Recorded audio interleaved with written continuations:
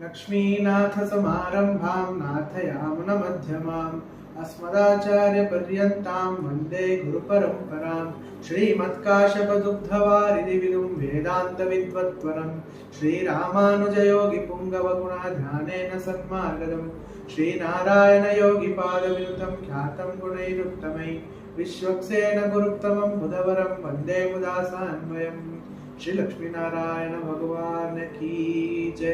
ಎಲ್ಲರಿಗೂ ನಮಸ್ಕಾರಗಳು.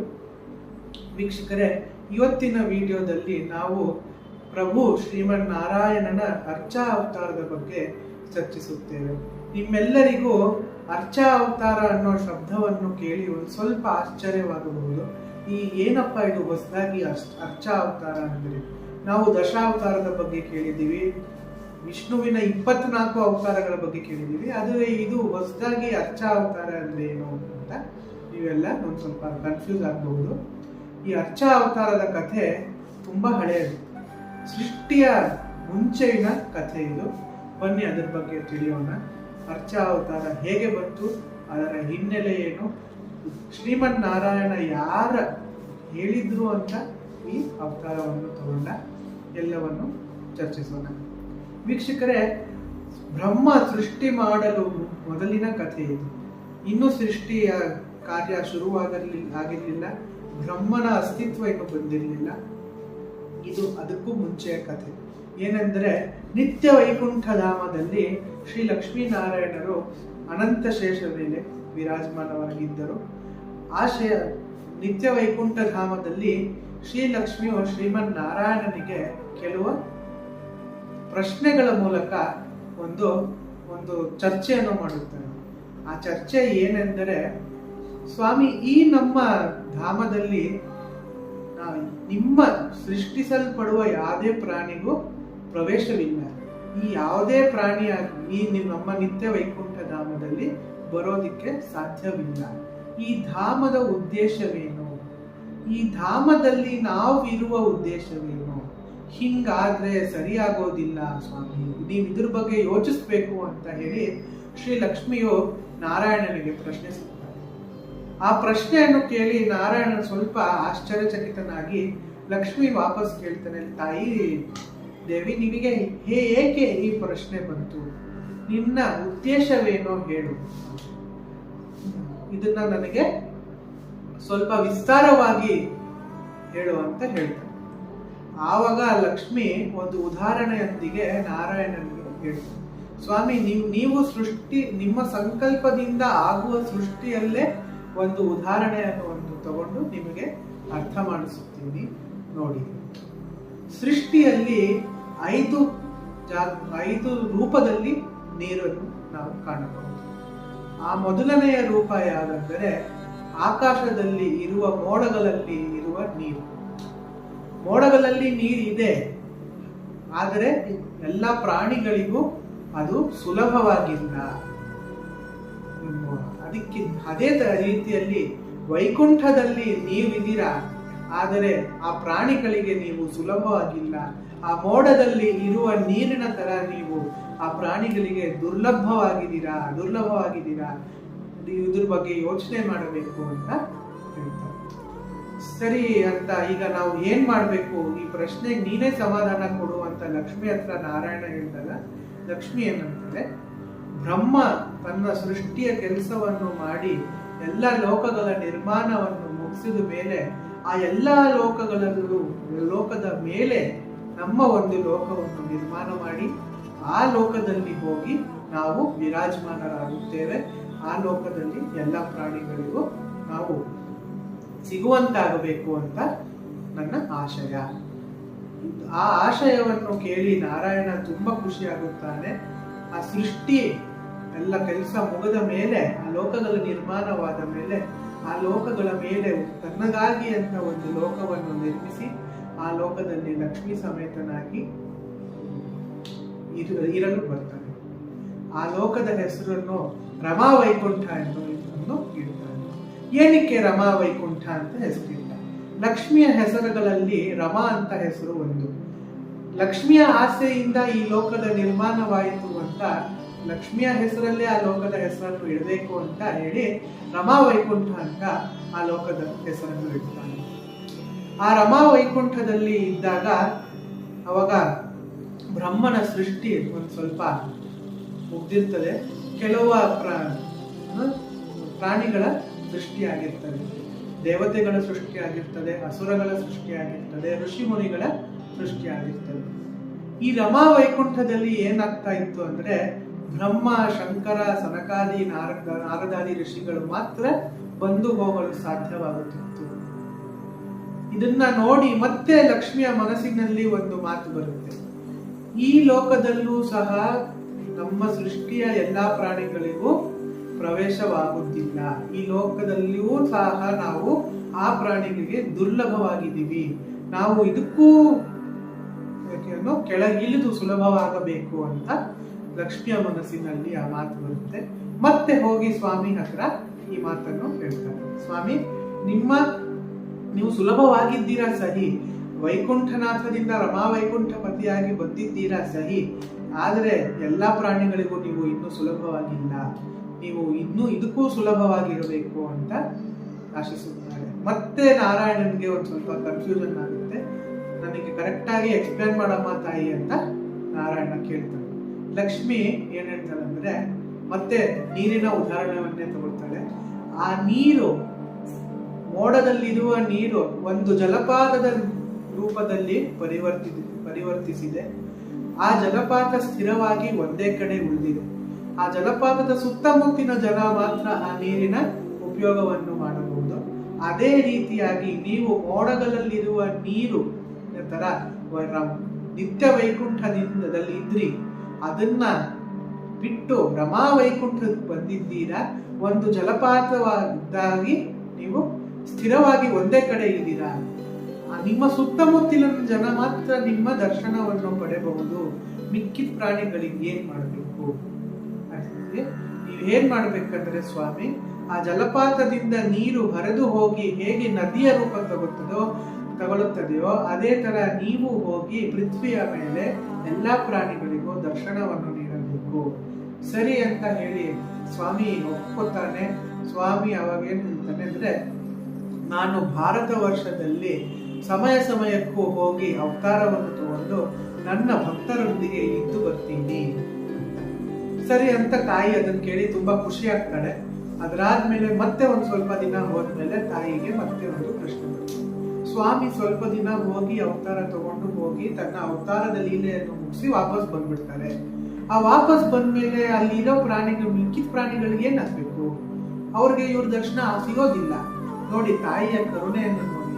ಜಗಜ್ಜನನಿ ತಾಯಿ ತನ್ನ ಎಲ್ಲಾ ಮಕ್ಕಳ ಬಗ್ಗೆ ಹೇಗೆ ಯೋಚನೆ ಮಾಡ್ತಿದ್ದಾರೆ. ನನ್ನ ಸ್ವಾಮಿಯ ಆಶೀರ್ವಾದ ನನ್ನ ಜಗತ್ತಿನ ಎಲ್ಲಾ ಪ್ರಾಣಿಗಳಿಗೂ ಸಿಗಬೇಕು ಅನ್ನೋ ತಾಯಿಯ ಆಶಯ ಹೇಗಿದೆ ನೋಡಿ. ಆ ಆಶಯವನ್ನು ಇಟ್ಕೊಂಡು ತಾಯಿ ಹೇಗೆ ನಾರಾಯಣನ ಕೈಯಲ್ಲಿ ಪದೇ ಪದೇ ನೀನು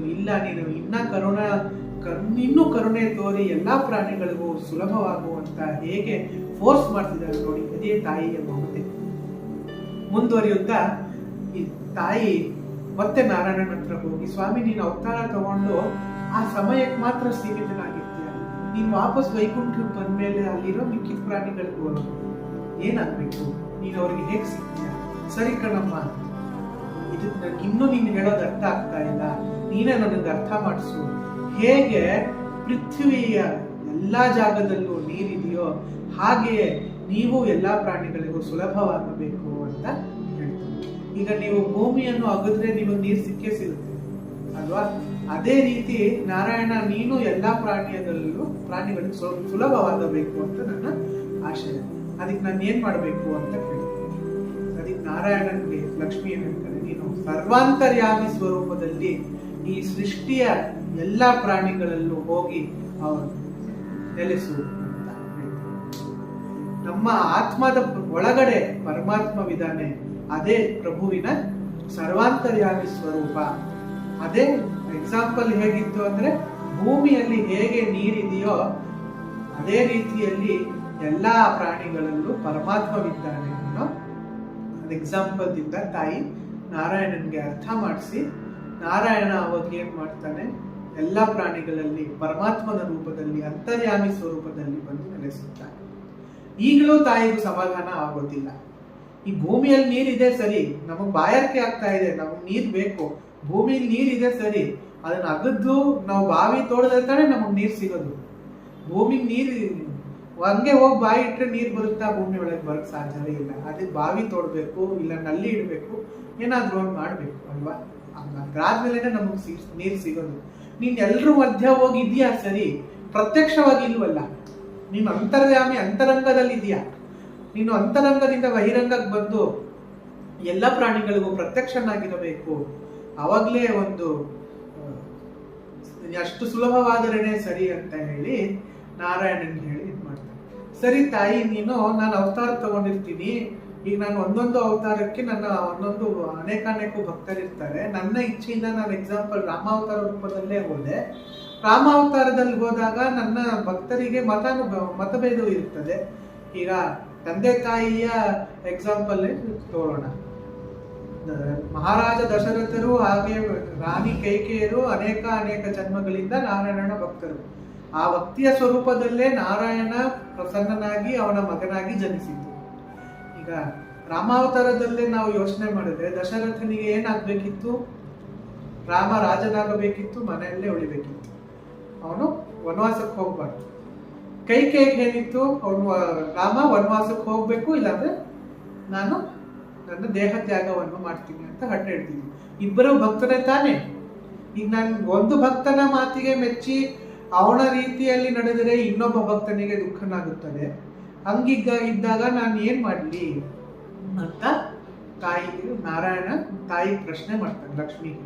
ಅದಕ್ಕೆ ಲಕ್ಷ್ಮಿ ಏನು ಉತ್ತರ ಕೊಡ್ತಾಳೆ ಅಂದ್ರೆ, ಸ್ವಾಮಿ ನೀನು ನಿನ್ನ ಇಚ್ಛೆಯಿಂದ ಹೋಗಬೇಡ, ನಿನ್ನ ಭಕ್ತರು ಅವರ ಇಚ್ಛೆಯಂತೆ ನಿನ್ನನ್ನ ಯಾವ ರೂಪದಲ್ಲಿ ಪೂಜೆ ಮಾಡಬೇಕೋ ನೀನ್ ಆ ರೂಪದಲ್ಲಿ ಹೋಗಿ ಅವ್ರ ಜೊತೆ ನೆಲೆಸು ಅಂತ ಹೇಳ್ತಾರೆ.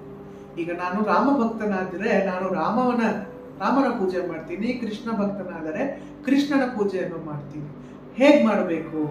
ನೀನು ವಿಗ್ರಹ ರೂಪದಲ್ಲಿ ಹೋಗಿ ಅವರ ಜೊತೆಗೆ ನೆಲೆಸು, ಆ ಸೌಲಭ್ಯವನ್ನು ನೀನು ಅವರಿಗೆ ನೀಡು ಅಂತ ಹೇಳ್ತಾನೆ.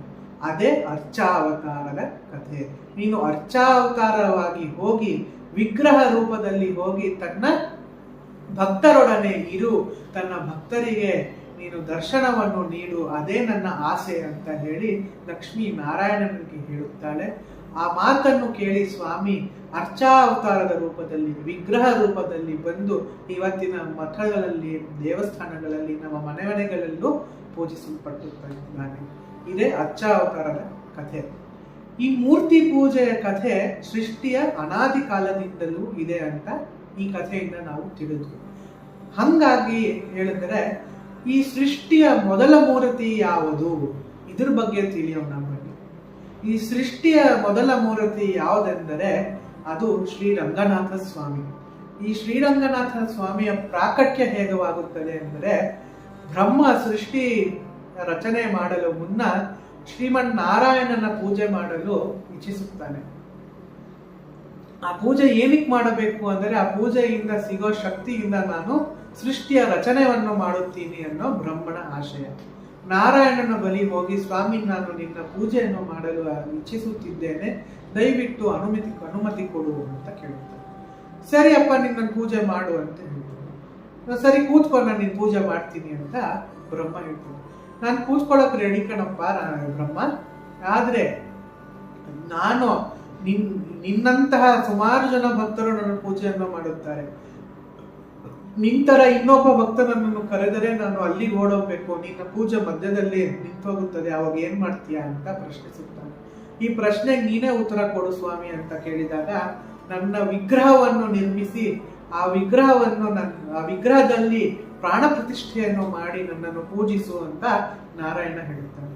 ಸರಿ, ಪ್ರಸಾದ ರೂಪವಾಗಿ ನೀನೇ ನಿನ್ನ ವಿಗ್ರಹವನ್ನು ಕೊಡು ಅಂತ ಕೇಳಿದಾಗ, ಆ ನಿತ್ಯ ವೈಕುಂಠ ಧಾಮದಲ್ಲಿ ಹೇಗೆ ಅನಂತನ ಮೇಲೆ ಸ್ವಾಮಿ ಮಲಗಿದ್ದಾನೋ ಅದೇ ರೂಪದಲ್ಲಿ ವಿಗ್ರಹ ರೂಪದಲ್ಲಿ ಬಂದು ಬ್ರಹ್ಮನಿಗೆ ಪ್ರಸಾದಿಸಿ ಈ ವಿಗ್ರಹದ ಪೂಜೆಯನ್ನು ಮಾಡಿ, ಇದರಿಂದ ಈ ಪೂಜೆಯ ಫಲವಾಗಿ ನಿನಗೆ ನಾನು ಸೃಷ್ಟಿಯ ರಚನೆ ಮಾಡಲು ಶಕ್ತಿಯನ್ನು ನೀಡುತ್ತೇನೆ, ಅದಾದ್ಮೇಲೆ ನೀನು ಸೃಷ್ಟಿಯ ರಚನೆ ಮಾಡು ಅಂತ ಹೇಳಿ ಸ್ವಾಮಿ ಅಂತರ್ಧಾನನಾಗುತ್ತಾನೆ. ಬ್ರಹ್ಮ ಶ್ರೀರಂಗನಾಥನ ಪೂಜೆಯನ್ನು ಮಾಡಿ ಆ ಪೂಜೆಯ ಫಲದಿಂದ ಸಿಗುವ ಶಕ್ತಿಯಿಂದ ಇಡೀ ಸೃಷ್ಟಿಯನ್ನು ರಚನೆ ಮಾಡುತ್ತಾನೆ. ಮುಂದೆ ತನ್ನ ಮಾನಸ ಪುತ್ರನಾದ ಮನುವಿಗೆ ಈ ಪೂಜೆಯನ್ನು ಹಸ್ತಾಂತರಿಸುತ್ತಾನೆ. ಆ ಮಹಾರಾಜ ಮನುವಿನಿಂದ ಶ್ರೀರಾಮನವರೆಗೂ ಬರೋ ಎಲ್ಲ ಸೂರ್ಯ ವಂಶದ ರಾಜರ ಕೈಗೆ ಈ ಪೂಜೆ ಕಾಲಕ್ಕೂ ಹಸ್ತಾಂತರಿಸುತ್ತಾ ಬರುತ್ತದೆ. ಶ್ರೀರಾಮನ ಕುಲದೈವನಾಗಿ ಶ್ರೀರಂಗನಾಥ ಸ್ವಾಮಿ ಪೂಜಿಸಲ್ಪಡುತ್ತಾರೆ. ಮುಂದೆ ತ್ರೇತಾಯುಗದ ಅಂತ್ಯದಲ್ಲಿ ಶ್ರೀರಂಗನಾಥ ಸ್ವಾಮಿಯನ್ನು ವಿಭೀಷಣರು ಕರ್ಕೊಂಡು ಬರುತ್ತಿರುವಾಗ ಇವತ್ತಿನ ತಮಿಳುನಾಡಿನ ಶ್ರೀರಂಗಂ ಊರಿನಲ್ಲಿ ಪ್ರತಿಷ್ಠಾಪಿಸಲಿದ್ದ ಶ್ರೀರಂಗನಾಥ ಸ್ವಾಮಿಯ ದೇವಸ್ಥಾನವನ್ನು ನಾವು ನೋಡಬಹುದು. ಅದೇ ಸೃಷ್ಟಿಯ ಮೊದಲನೆಯ ಮೂರ್ತಿ. ಆ ಮೂರ್ತಿ ಯಾವುದೇ ಮೂರ್ತಿಕಾರ ಮಾಡೋದಿಲ್ಲ. ಸಾಕ್ಷಾತ್ ಶ್ರೀಮನ್ ನಾರಾಯಣ ವೈಕುಂಠದಲ್ಲಿ ಹೇಗಿದ್ದಾನೋ ಅದೇ ರೀತಿಯಲ್ಲಿ ಶ್ರೀರಂಗನಾಥ ಸ್ವಾಮಿಯು ಸಹ ಹಿಂಗೆ ಇದ್ದಾರೆ. ಅದಕ್ಕೆ ಶ್ರೀರಂಗಮಿಗೆ ನಾವು ಭೂ ವೈಕುಂಠ ಅಂತ ಹೇಳುತ್ತೀವಿ. ವೀಕ್ಷಕರೇ, ಇದೇ ಒಂದು ಮಾಹಿತಿ ನಿಮ್ಮೊಟ್ಟಿಗೆ ಶೇರ್ ಮಾಡಬೇಕು ಅಂತ ಇಚ್ಛೆ ಇತ್ತು, ಮಾಡಿದ್ದೀವಿ. ಆಶೆ ಏನೆಂದರೆ ನಿಮ್ಮೆಲ್ಲರಿಗೂ ಈ ಸ್ಟೋರಿ ಅನ್ನೋಕ್ಕಿಂತ ನಿಜದ ಈ ಕಥೆ ಇಷ್ಟ ಆಗಿದೆ ಅಂತ ಭಾವಿಸುತ್ತಿದ್ದೇನೆ. ಮಂಗಲಂ ಕೌಸಲೇಂದ್ರಾಯ ಮಹನೀಯ ಗುಣಾತ್ಮನೆ ಚಕ್ರವರ್ತಿ ತನೂಜಾಯ ಸಾರ್ವಭೌಮಾಯ ಮಂಗಲಂ. ಜೈ ಶ್ರೀಮನ್ನಾರಾಯಣ, ಜೈ ಶ್ರೀ ಸೀತಾರಾಮ್. ಎಲ್ಲರಿಗೂ ಧನ್ಯವಾದಗಳು.